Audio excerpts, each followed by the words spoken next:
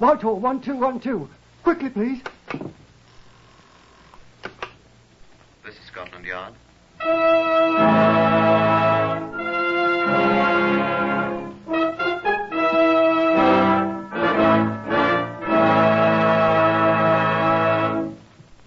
For the first time, Scotland Yard opens its secret files to bring you the authentic, true stories of some of its most baffling cases. These accurate records are drawn from the Scotland Yard file by special permission of Commissioner Sir Harold Scott. They're true in every respect, except for the names of the participants, which, for obvious reasons, have been changed. The research has been done by Mr. Percy Hoskins, chief crime reporter for the London Daily Express, and the stories for radio are written and directed by Mr. Wyllis Cooper. Here are the principal participants in case number 201MR340. Sidney Patterson, builder. Mr. Patterson is absent, sir. Detective Inspector Edmund Whittaker of Scotland Yard. It was quite obvious why Mr. Patterson was absent. There are other participants in our case number 201MR340, but not of the same importance as Mr. Patterson. We shall run across them as we go on. We shall run across a great many interesting things as we reenact case 201MR340. And I should like to warn you, if you have the slightest trace of murder in your heart, that a murdered person's teeth are almost impossible to destroy, and that nothing is ever lost, and will certainly be found sometime, somewhere, by someone. Now, will you come with me? This is Scotland Yard's Black Museum. Yes? It's Inspector Whittaker, sir, with a friend. Oh, do come in, Whittaker. Thank you, sir. Come along. This is Chief Superintendent John Davidson, the curator of the Black Museum. Well, how do you do? I'm afraid this place is a little like a chamber of horrors, although our exhibits taken by themselves are not so startling. But they are souvenirs of the lawbreaker's art, particularly of the unlovely art of murder. Now, this human bone here brought one man to the hangman's expert hands. And these dried bloodstains on this cloth are from a once-loving husband's throat. And this revolver... Oh, but you wanted to see the exhibits in our case 201MR340, didn't you, Whittaker? Yes, if you please, sir. Well, these are the only ones we had. There's a man's tooth, and this badly charred top of an ordinary office stool. That's all we have here of case 201MR340. The rest is elsewhere. Detective Sergeant Alexander McMurphy and I, we were the murder squad next on call, were sitting peacefully chatting in my office at Scotland Yard that evening of the 16th May, waiting for our relief, who were due in less than half an hour. Oh, you're early, Anstuther. No such luck, Mac. Oh, hello, Boots. What's up, Boots? Investigation, sir. Why couldn't they wait another half hour? Sorry, sir. It just came in. We don't live right. Camden Town, sir. There's a fire. What? They want someone from the yard. What are we, a bleeding auxiliary fire brigade, do they think? They seem to have come across someone sitting in the middle of it, sir. What? Sitting in it? Grilled to a turn. What? Here's the address, sir. Your car's waiting. We hastened at once, of course, to the Camden Town location, about 20 miles away. The fire was a small one. It had partially destroyed an old shed which had been used as an office by a local builder, Mr. Sidney Patterson. It was only a smouldering ruin when we arrived and identified ourselves to the magnificently moustached section leader in charge. We followed him into the soggy ruins of the shed. Right here, gentlemen. We wetted him down with the fire hoses as soon as we saw him, but it was much too late. Hot fire? Oh, ruddy inferno. He had paints and oils stored in here. Not my idea of a way to commit suicide. Suicide? Note on the table there. What was a table? Pinned to the top with a drawing pin. See? Yes. Hold up your torch here a sec, will you, section leader? Yeah. Goodbye, all. No work, no money. Sidney R. Patterson. That was the poor sod's name. See the sign? I'll telephone the laboratory to pick up the remains, shall I, sir? Best use the two-way wireless on the car, I think. All right, sir. What's he leaning against? Looks like a stool or something. That's what it is, sir. A office stool. See these these buckets all round him? He must have surrounded himself with buckets of paint and whatnot, and flipped a match into one of them. You ever hear of a chap committing suicide by setting himself on fire before? No, I wouldn't want to. It'd hurt awful. Well, don't horrible. touch him. Well, I was only trying to pull him away from the stool here. Part of him ain't burned, see? Where he's stuck to it. Don't. The laboratory chap will see to it. Blimey. Hmm? Setting himself on fire didn't hurt him. What do you mean? He shot himself first. Did you see the bullet hole in his back where it ain't burned? When it was against the stool? In his back? Well, was the man a contortionist? No, sir. He was a builder, sir.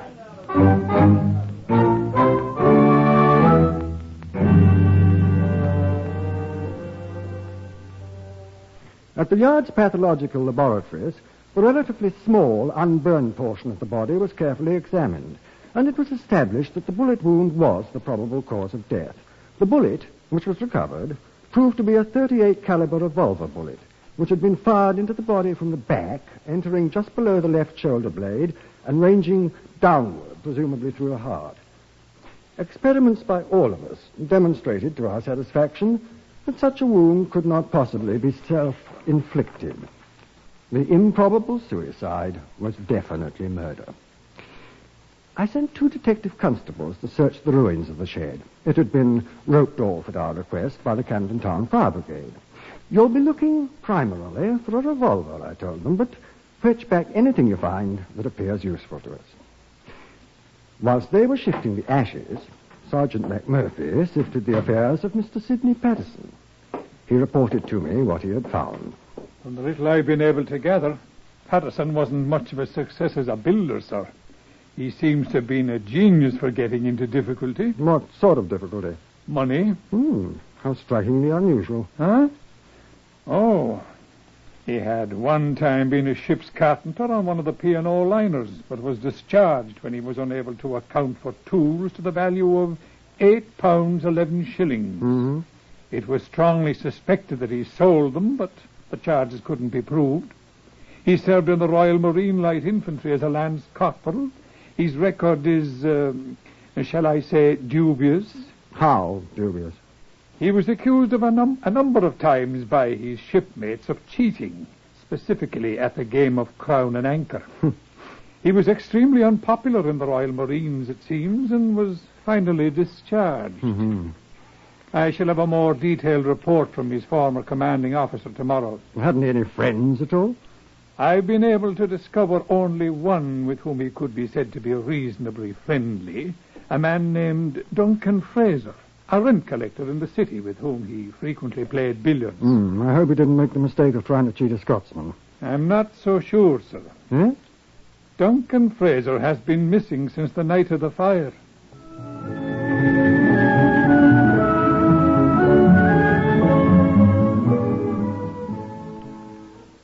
The hue and cry was immediately set up throughout all Britain for the missing Duncan Frazier. It's extremely difficult for a British subject to leave our tight little island without record. But the search was to no avail whatever. It apparently dropped off the earth.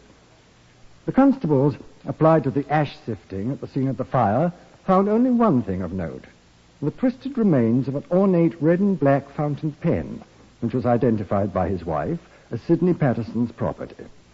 Careful examination showed that it was the pen with which the farewell note had been written, and comparisons with other known samples of Patterson's handwriting demonstrated that it had been actually written by Patterson himself.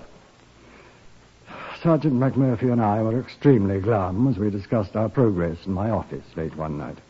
Progress, indeed. We've been progressing backwards, sir. If we could find the revolver, it'd be quite simple to trace its owner. If the owner is Duncan Frazier, we'll still have to trace him. No luck yet. None at all, at all.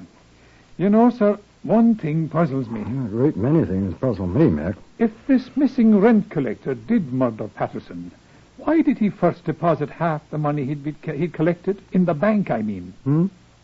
If he was going to kill someone and scram, why didn't he keep it all? He'd need it. How did he get Patterson to write his own suicide note?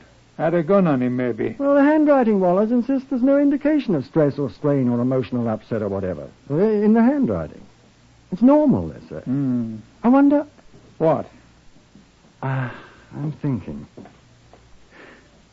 I have a filthy little hunch, Mac. What? What if Fraser's dead? Maybe he is. We can't find him. The teeth of that deader weren't destroyed. Patterson's? I'm wondering if it was Patterson's.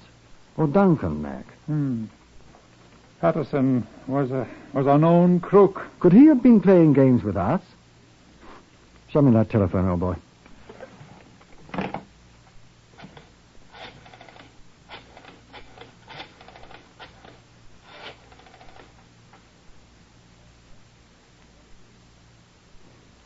Good evening, Mrs. Patterson.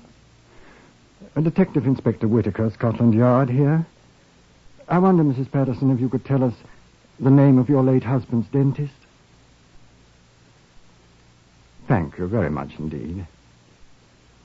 No, Mrs. Patterson, I'm afraid we've nothing to report yet. Get this tooth merchant in here first thing in the morning, will you, Mac? We'll meet him in the laboratory and let him look at our client's fangs.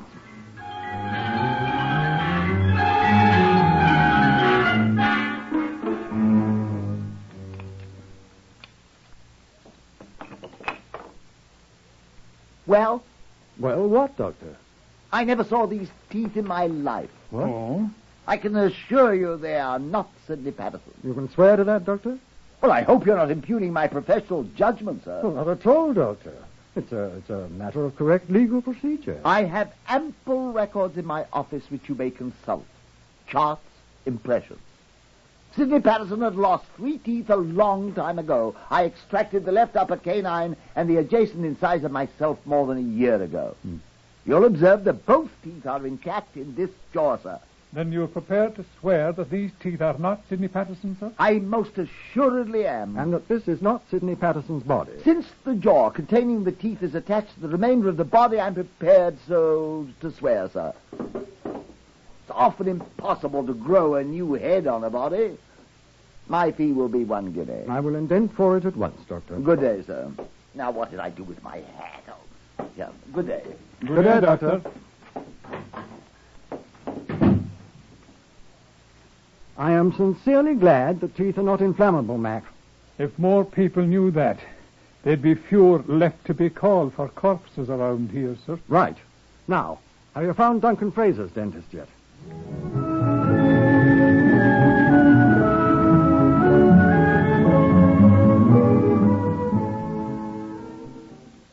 I at once caused a thorough investigation to be made throughout London and the vicinity of Perth in Scotland, where Fraser came from, to discover a dentist who had been employed professionally by him. The search was most thorough, although the combined efforts of Scotland Yard and the provincial police were not sufficient to find the person. In the meantime, we were able to lay our hands on some 13 or 15 persons who had known either Patterson or Fraser. Each individually viewed the grisly remains in the Scotland Yard mortuary, and the results? Ivor Young, Esquire, former employer of Duncan Fraser. Oh, it's hard to say, but I believe this to be the body of Fraser.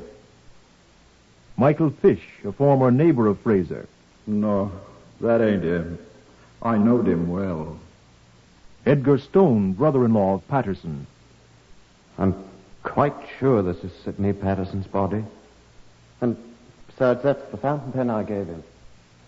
Artificer Sergeant Rodney Smith, Royal Marine Light Infantry, a former service acquaintance of Patterson's. No, that ain't him at all. Oh, and I wish it was. Bleeding stinker he was. No, but this ain't him. Police Constable Mark Emerson, a former billiards companion of Fraser. It's Duncan, all right. He looks awful, but then he always did. Hamish Fraser, uncle of Duncan. Oh, no.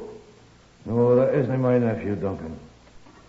Samuel Furness, laborer, sometime employee of Sidney Patterson.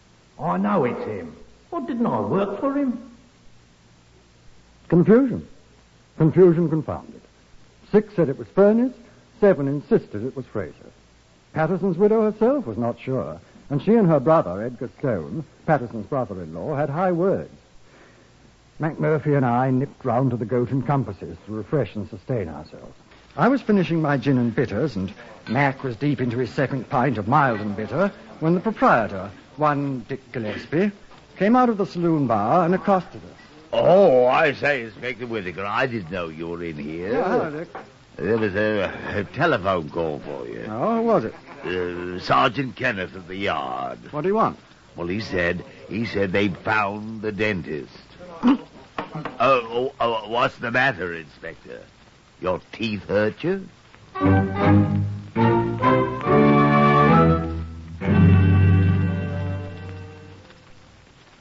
It was a dentist from Perth. The Scottish police had found him. We brought him at once to Scotland Yard, where he immediately identified the charred remains as those of Duncan Frazier. One of his molars was curiously malformed. It corresponded exactly with the one shown in a clinical photograph of Frazier's mouth the doctor had made a year ago. There was no mistaking it, he said. We returned to my office to marshal the facts that we had accumulated. The labourer, Samuel Furnace, who had been so certain of his identification of the body as that of Patterson, was waiting. Mac and I listened. I knew that was Mr. Patterson what burned up to Skellington, sir. Why are you so sure, Furnace? Because I was the last man to see him alive, sir. When? Well, in the afternoon of the day he was burned up, sir. Go on.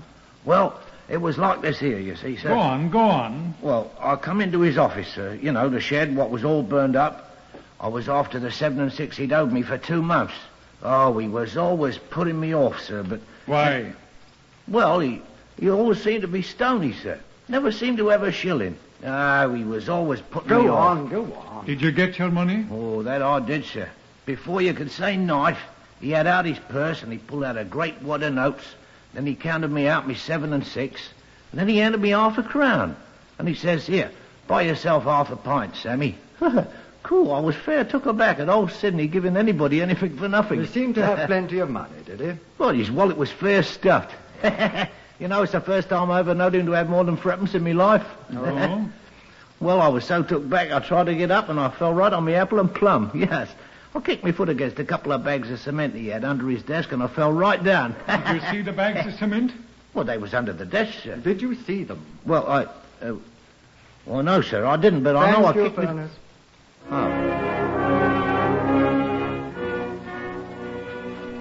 Patterson had plenty of money in his wallet for the first time. We found that there was absolutely no identification in the ruins of the burned shed that any cement had ever been stored there. We'll find him.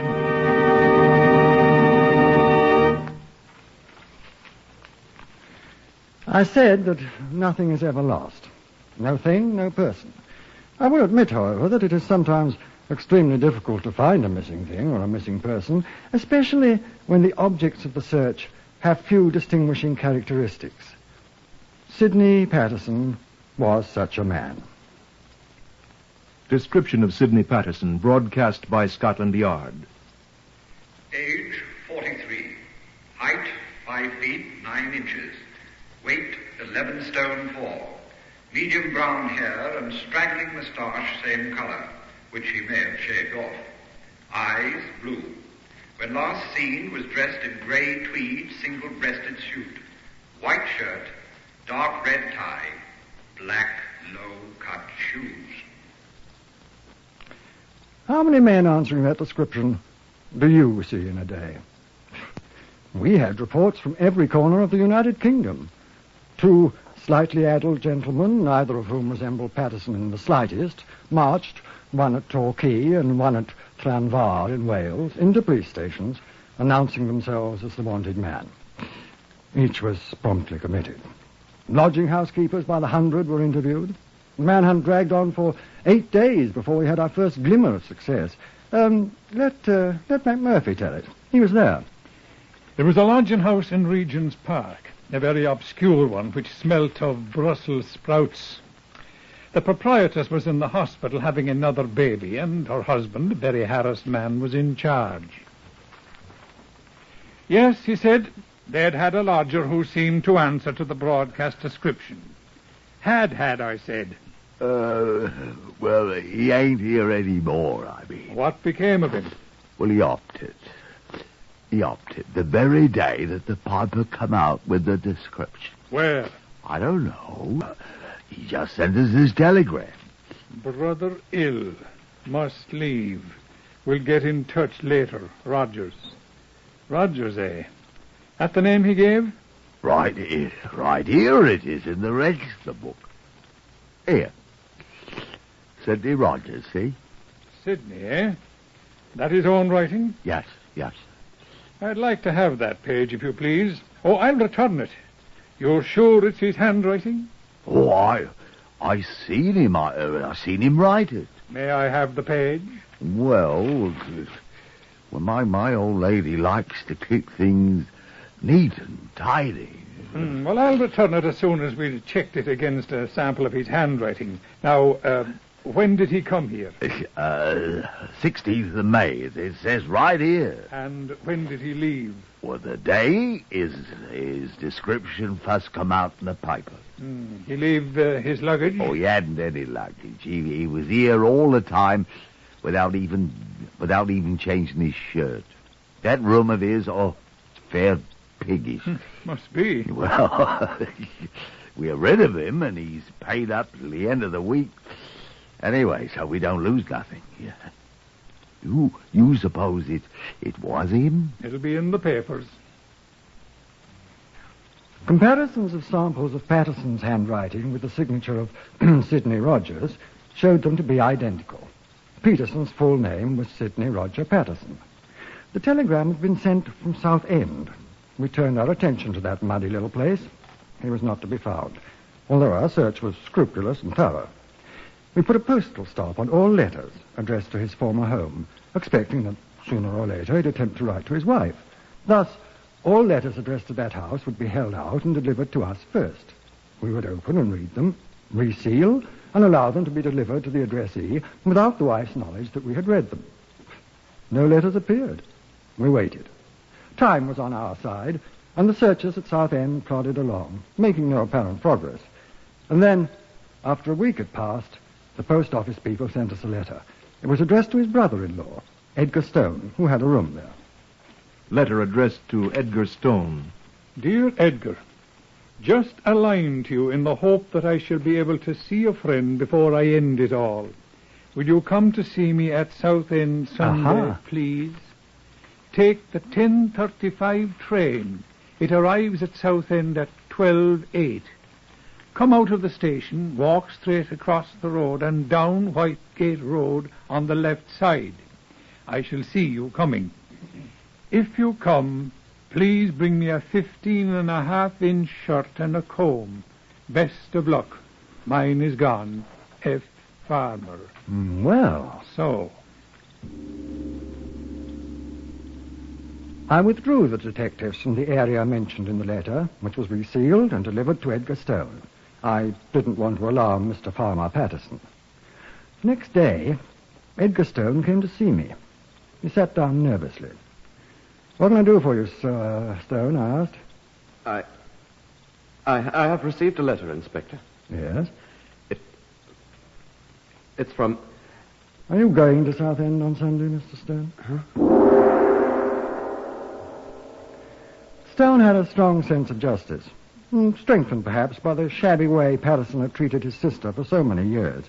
He agreed at once to assist us. We sat in my office and planned it, Mac and Stone and I. "You'll take in the shirt, of course, Stone," I said. "Yes, sir."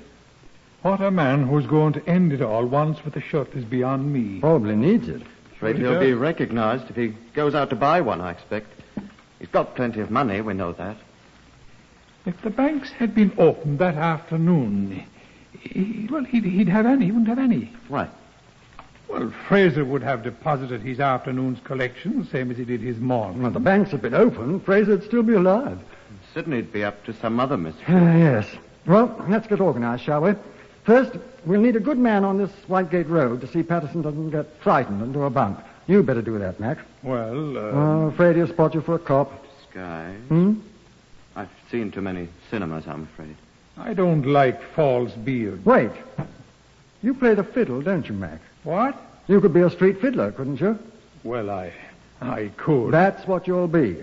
Complete with tin cup and pathetic look. Very touching and very unsuspicious. And I'll have half of what you take in. How am I going to stop a man with a fiddle? Oh, simple enough, old boy. Just play God Save the King. You stand at attention till I get there.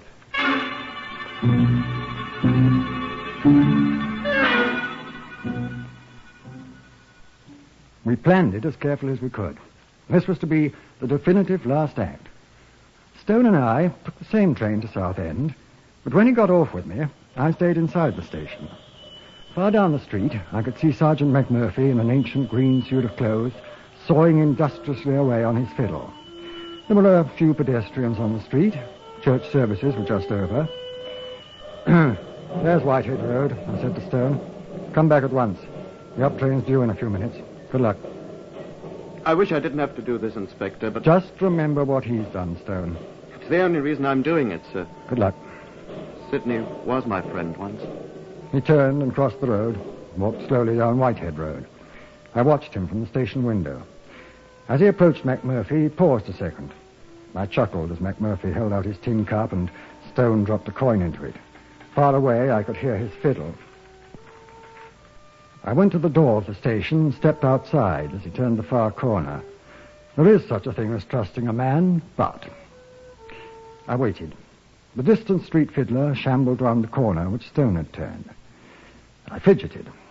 A couple passed on the way home from the church. I waited. A small boy ran past with a hockey stick. I waited. And at last I saw McMurphy in his green suit come slowly round the corner toward me. In a moment, Stone reappeared. He glanced at Mac as he passed, and I thought I saw him nod. I started toward him, sauntering quite casually. We passed without recognition. Mac had halted again and was playing. I stopped alongside him. How much have you made, Mac? I asked. 4 shillings. Good. What happened? Oh, it's all right. Anybody who sees us will think I'm asking you how you fell to this low estate. First house round the corner. There was a cardboard sign in the window. Sidney was printed on it. Door opened. He went in. That's all I saw. Good. I'll nip round to the back. You walk on around in front and play. We'll see what happens. But I can't play God Save the King. It was easy to nip over the fence and slip around to the rear of the second house, which was marked J. Huntington. I tried the rear door. It was unlocked. I opened it cautiously and stepped inside. It was empty, apparently. I stepped down the narrow hall. Is that you, Mr. Huntington? I walked toward the voice. Mr. Huntington, is that you? I walked to the door on the left. Mr. Huntington. He stood there in the frosty little room, a pathetic figure with his neatly combed hair, holding a clean white shirt in his hand, an embarrassed little smile on his face. Oh, I thought you were Mr. Huntington. I'm Inspector Whittaker of Scotland Yard, Mr. Patterson. Oh, yes. I knew you'd find me eventually. I just wanted to put on a clean shirt before I detain you on suspicion of being involved in the murder of Duncan Frazier. Poor Duncan. And I warn you that anything you may say will be taken down in writing and used against you. There we are. I've only one thing to say, sir. I did murder Duncan.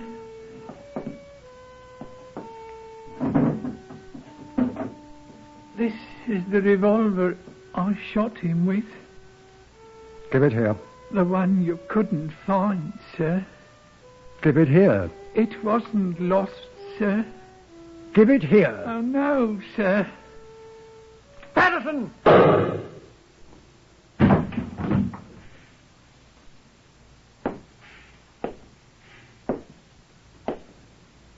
No, Sidney. Nothing is ever lost. Except lies, I'm afraid.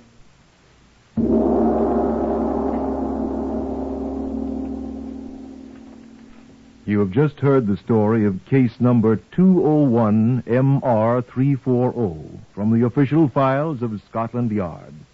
All of the facts related are true, with the single exception of the names of the participants, which, for obvious reasons, have been changed.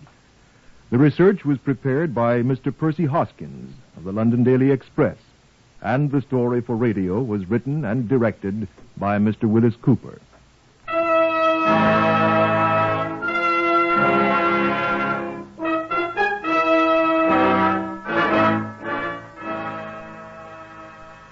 Next, listen for Tales of the Texas Rangers on NBC.